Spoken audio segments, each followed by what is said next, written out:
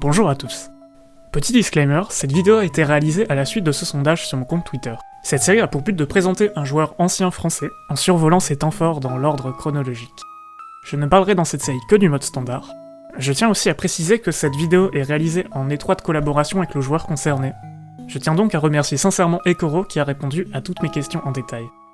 Sachez aussi que les 3 autres joueurs de ce sondage auront aussi leur vidéo si celle-ci est bien reçue, alors n'hésitez pas à la partager. En plus de m'encourager, vous m'aidez à toucher un public plus large et à divertir un maximum de personnes dans la communauté Osu-FR. Pour être au courant de mon implication dans la communauté, vous pouvez vous abonner à la chaîne et me suivre sur Twitter, @rouloenatane. Sans plus tarder, passons à la vidéo.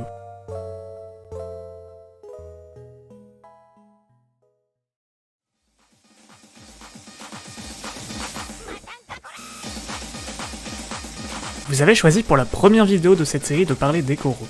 Il est un joueur fascinant de par sa versatilité dans la communauté Osu, mais surtout pour son talent dans plusieurs modes de jeu. En effet, en mars 2021, Ekoro est entre autres top 1000 en Osu standard, top 140 et 3ème français en Osu Taiko, premier français et top player à l'échelle mondiale à Tetris et Puyo Puyo. Il est aussi le créateur de quelques maps iconiques d'Osu standard. Découvrons sans plus tarder l'histoire d'Ekoro.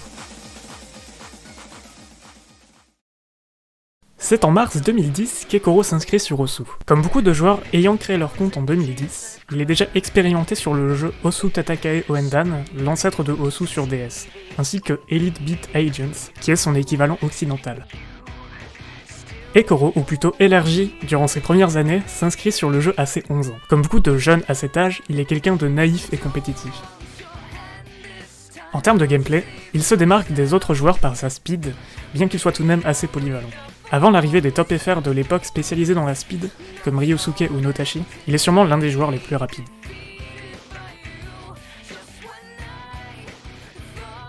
Je précise tout de même que la speed, telle qu'elle était considérée à l'époque, n'a rien à voir avec nos standards d'aujourd'hui. Vous pouvez par exemple observer les top plays de Ryosuke d'il y a 6-7 ans, et bien qu'il soit un des meilleurs joueurs d'été à cette période, on peut voir que les standards ont beaucoup évolué.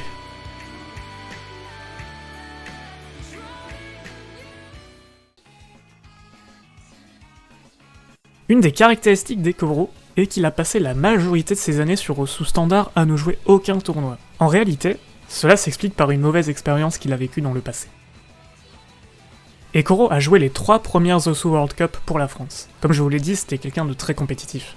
Cependant, durant la 3ème édition, Ekoro ainsi que d'autres joueurs français se font bannir pour mauvaise conduite. La sanction est par de suite levée. Mais ce qu'il faut retenir, c'est que Ekoro étant encore jeune à ce moment-là, la mauvaise expérience de l'OWC restera gravée en lui, et il faudra attendre 7 ans pour qu'il rejoigne de nouveau un tournoi.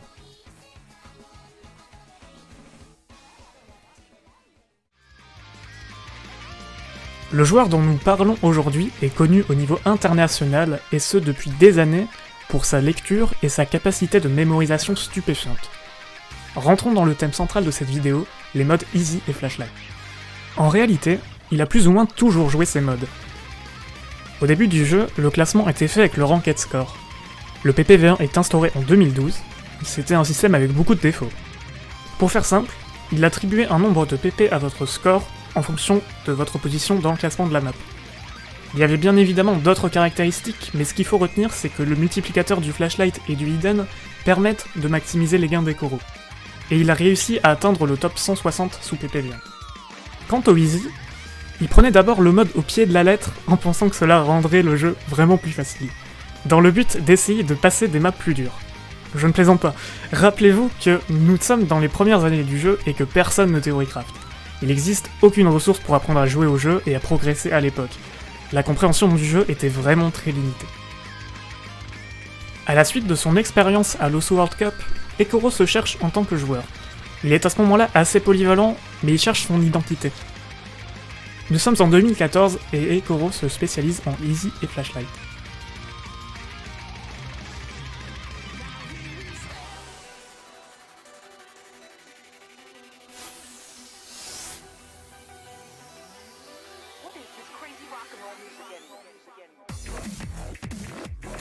C'est dans cette période qu'Ekoro se désintéresse de plus en plus du mode standard et des manières classiques de jouer le jeu.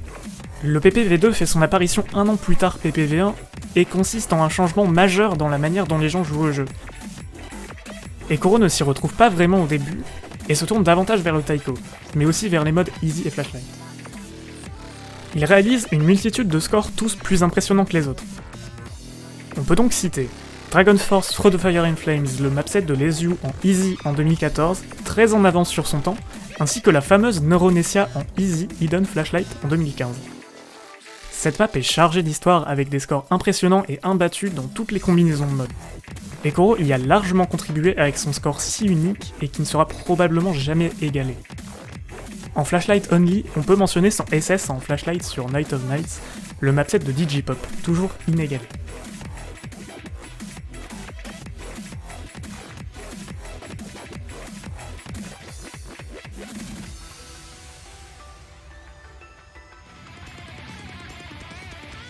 Quelque chose qui ne vous a pas échappé, Ekoro est un mappeur connu. Je suis heureux de vous l'apprendre si vous ne le saviez pas, mais il est le mappeur de la très célèbre Everything Will Freeze. Cette map, rankée en 2015, est à l'époque un des plus gros défis pour les top players, et absolument tout le monde s'y essaie. C'est même parfois la map qu'on envoie aux youtubeurs, aux streamers qui réagissent à Osu. Bref, c'est une map très importante dans l'histoire du jeu.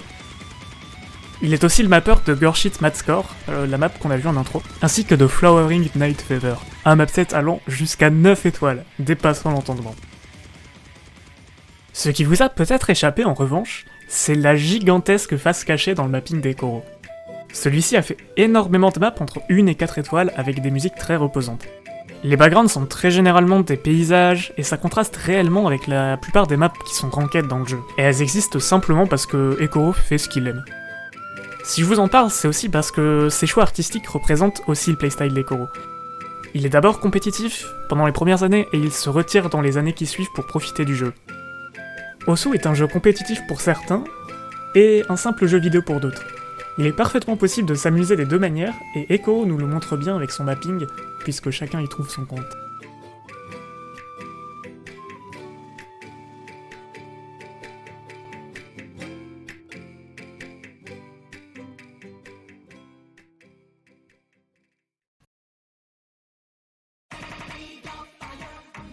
À partir de 2016, Ekoro se spécialise réellement dans les modes Easy et Flashlight. Une map importante dans l'histoire d'Ekoro est Made of Fire. Elle est depuis son arrivée sur le jeu sa map la plus retry loin devant tout le reste. C'est une des premières maps difficiles qu'il découvre et il ne va pas tarder à tester toutes les combinaisons de modes possibles.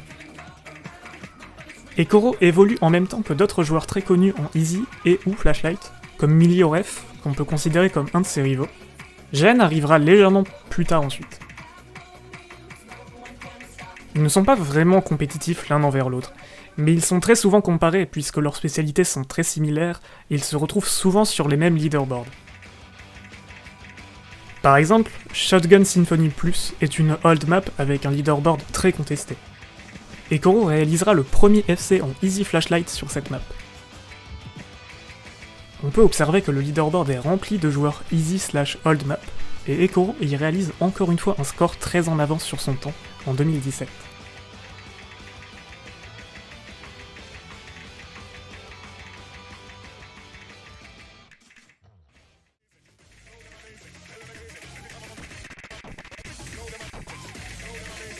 Il est important de rappeler que Ekoro est inscrit depuis 2010 et n'a jamais définitivement arrêté le jeu. Il a toutefois commencé à s'éloigner de la communauté en 2017 et à submit nettement moins de play jusqu'en 2019. Cela s'explique par la sortie du crossover Puyo Puyo Tetris en 2017, sur lequel Ekoro s'est énormément concentré.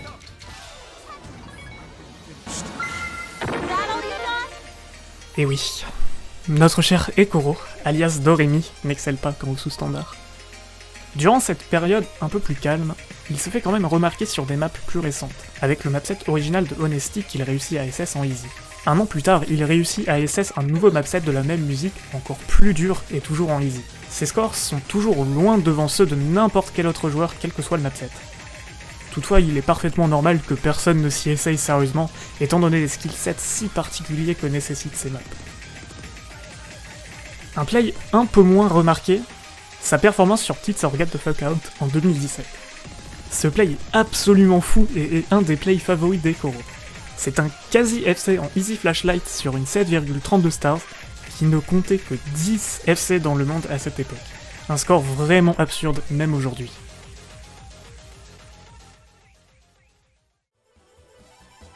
Je l'ai mentionné plus tôt, mais 2019 est l'année du retour d'Ekoro dans la communauté.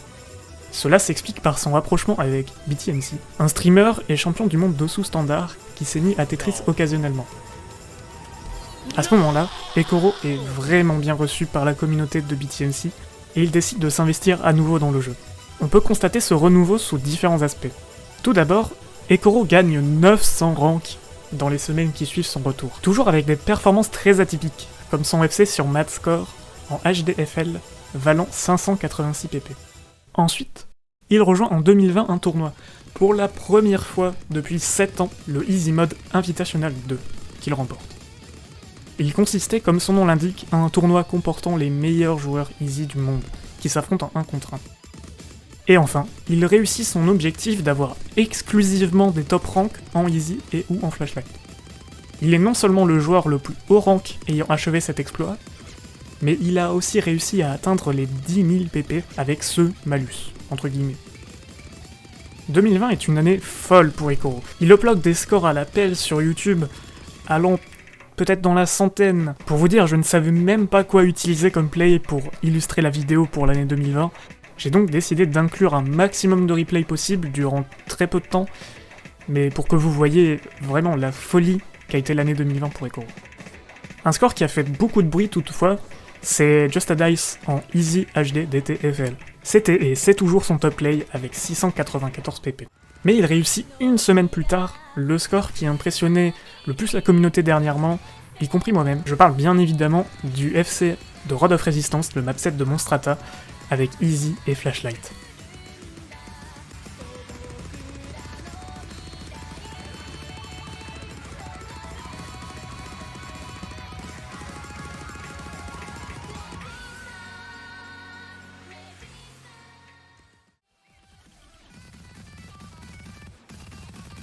Ekoro a finalement choisi de supprimer le malus entre guillemets qu'il imposait à ses top ranks en février 2021, et possède désormais des top ranks un peu plus mainstream. Ekoro joue vraiment beaucoup à Osu Standard dernièrement au détriment de Tetris, et c'est pour le mieux, parce qu'il réussit une percée folle dans les rankings en passant 3 digits pour la première fois depuis 2015, et ce en enlevant Easy Flashlight, dans le but de sortir de sa zone de confort et de se diversifier. Il me dit même vouloir prendre part à plus de tournois cette année. Et oui, même 11 ans après, l'histoire d'Ekoro continue de s'écrire. Et qui sait ce qui nous attend? Une partie 2 de cette vidéo? En tout cas, je souhaite à Ekoro de réussir à s'épanouir même en dehors de sa zone de confort et de briller en tournoi. La vidéo touche à sa fin, et je vous remercie de l'avoir suivi jusqu'ici. Ma série a pour but de promouvoir les joueurs s'ils continuent à jouer activement aujourd'hui, et c'est le cas d'Ekoro. Alors vous pouvez aller le suivre sur Twitter et Twitch. Et en plus, il paraît qu'il réalise des scores plutôt bons en ce moment. Allez, à très vite pour une prochaine vidéo.